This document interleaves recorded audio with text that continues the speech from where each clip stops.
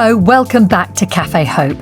I'm just giving the place the once-over, scrubbing down the tabletops, fixing a couple of chairs.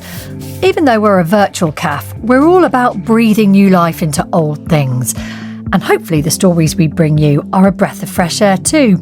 These are the stories of ordinary people who go out of their way to do extraordinary things and give life a new meaning, a new purpose. Stories to make you think and maybe offer a bit of inspiration.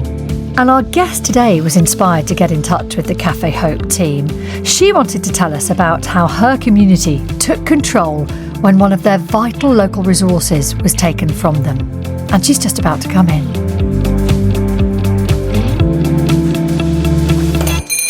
Hello, Kate Taylor-Smith. Welcome to Café Hope. Hello, thank you for having me. Come in, sit down. I hope you approve of our upcycled, if slightly rickety furniture. It's fabulous. So a confession from me, Kate. I grew up with a mother who was a proper tip scavenger, and it's still one of the joys she has in life, and she's passed on to me, going to the tip, finding something to love, to repurpose. Is it the same for you? Absolutely, and I am surrounded by people who do exactly that. So people who pop themselves into a skip, take it away, or if things are left on the side of the street, and make use of them, or give them on to other people, which is lovely. So when you found out that your local tip was being closed down, how frustrating was that? So in 2018, our county council had to get rid of 3 tips, and ours was one of them. The thing about the tip is that it was a community hub, and so people would go there, they'd bump into each other, and there was this big shed, and people would come and their rubbish was somebody else's treasure. It's always the way. And suddenly they were closing it, and the community were not happy. Because this was more than somewhere you just go and dump your rubbish. Yeah, it was a way of people being able to support their lifestyle. Also, there were often things there that you'd never seen before. There was always an extraordinary artefact or two. Everybody knew who the person was who was organising all of that in the shed. And if you wanted something, you could ask for it. And if it turned up, they'd keep it behind for you and you'd have it. You just knew that you didn't have to go out and buy something brand new, which in this world right now is something that we should do more of. So you really wanted to take over the space yourself in some way, but that just proved too much, didn't it? Well, it was a very interesting journey for us because there was so much consternation about the fact that this tip had been taken away from us and we wanted it back. And so we put together a group called the Waste Recycling Action Group, RAG.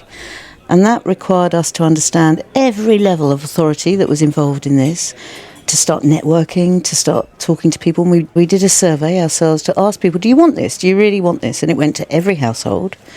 And we had over 700 responses to that. That was a lot of response.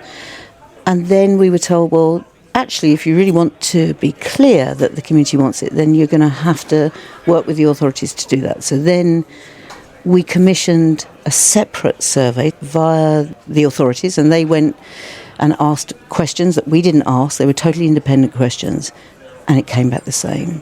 The community really wanted it. So then we said, well, okay. We put together a business plan. We could see that this would give us the opportunity to really offer the community a whole range of other services of recycling, upcycling, reimagining, where we could perhaps encourage other community interest companies to do other things. We could see it become a really good hub, not just a community hub that would give people opportunities, but it would be a great place where things could begin to froth up and find other ways of doing other things. And what happened was that the county council put the tip up for sale, and we put in a community bid, and unfortunately we didn't have enough money. And so it was sold. So in December 2021, it was, oh no, after all this work, now what? After all those years, after the weekly meetings, the effort that all of you put in, that's so disheartening. But we're quite a resilient crew, and we said, well, there must be another way. And like many high streets up and down the country, there were a few shops empty. And we went to meet the landlady, who turns out to be our Empress Womble, by the way. She's an amazing lady. We went to meet her to see whether or not we could lease the shop. And I'll never forget There were 3 of us who were there. We sat around this table. Pull your knickers up, girl. Big girl's knickers up. Just go for it. You can do this. We had all of the business information we needed. We knew where we could get funding. And so we said, OK, let's go for it. So we met again with the council several times, and they very kindly gave us a grant. We signed the lease, and we opened in June 22.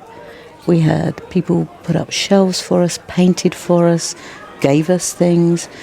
It was an extraordinary community effort. That's the thing when you start a project like this, that it often activates something in other people who want to get involved and want to help too. And I'm a great believer in that we all need to feel that we belong. Community is really important. Often people want to do something, but they don't know what there is they can do.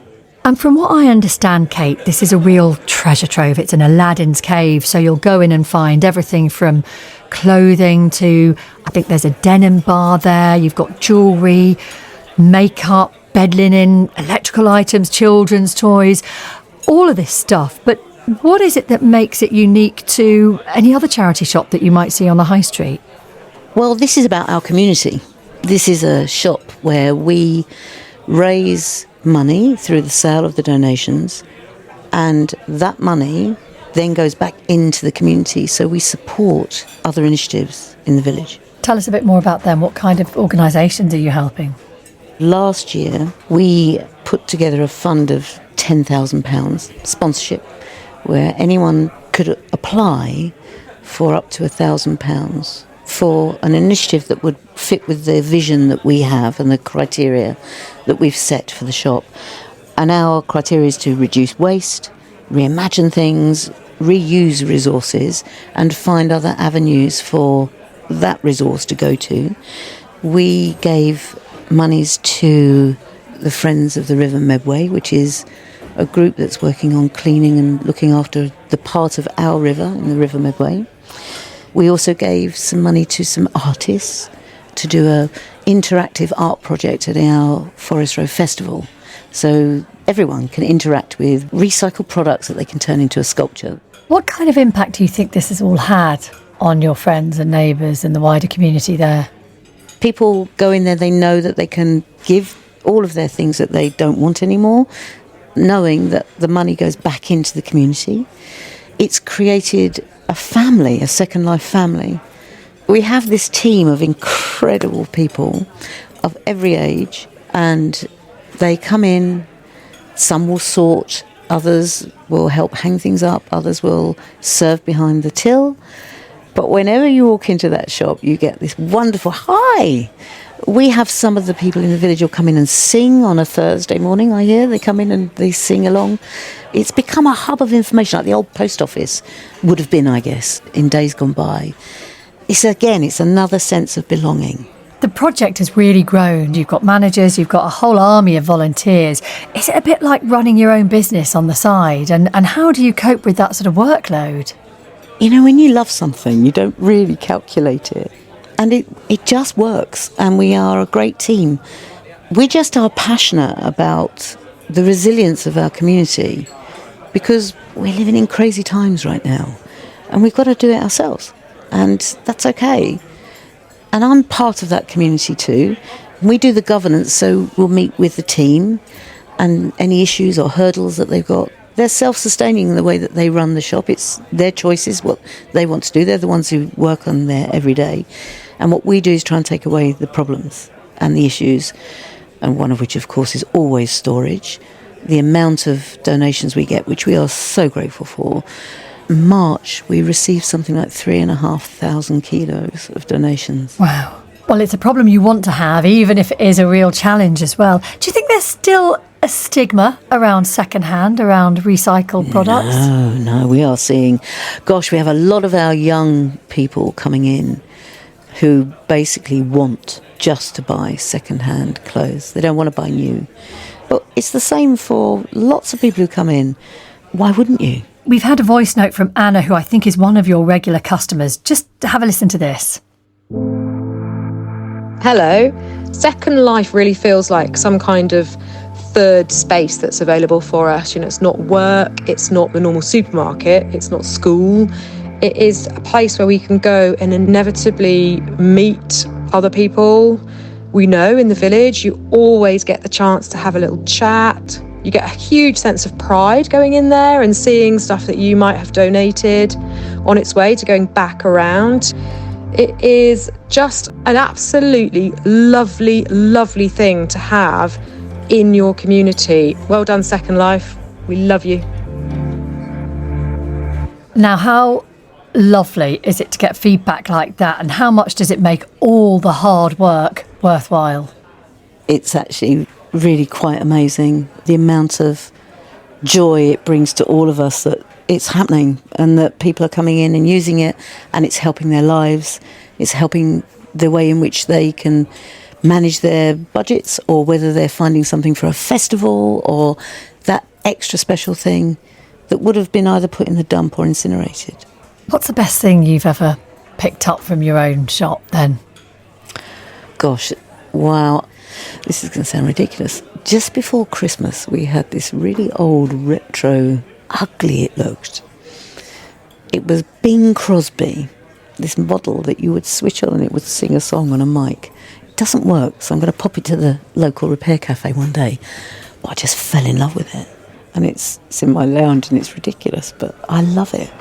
I buy clothes, jewellery, toys. I buy lots of Christmas presents for my friends and family from there. I like the sound of the Bing statue, singing statue though. That sounds excellent. It was amazing. Kate, our message board here behind me in the cafe is filling up now with notes of hope from our previous guests. I'd love you to add a little message there before you leave. What would you like to say? Some words of motivation that have kept you going? When the going gets tough, you just got to keep going and find some joy, because it's a lot of fun working in community. Find some joy. I mean, that sums it all up, doesn't it? Because you can find joy in other people's junk. Joy in the junk. We really do. That's very much my kind of thing. Kate, it's been such a pleasure to meet you and to chat to you. Thank you so much. I shall definitely be stopping by for a bit of a browse.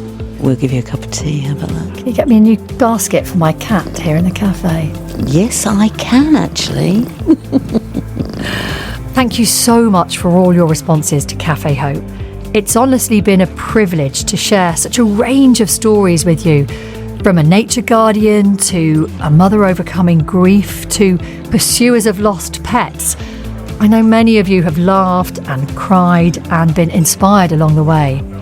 We want to be somewhere that you can come to hear about people whose work often goes unseen, who give their heart and soul to others, not for the glory, but just to make a genuine difference. If that's you, or maybe it's someone you know, please do share your story with us. Email cafehope@bbc.co.uk. We'll be taking a pause for a few weeks, hanging up the close sign on the cafe door, but we will be back soon. And you can listen to all of our episodes now on BBC Sounds. Bye for now. She needs to see this. She needs to see Paddington too, apparently, so keep it brief.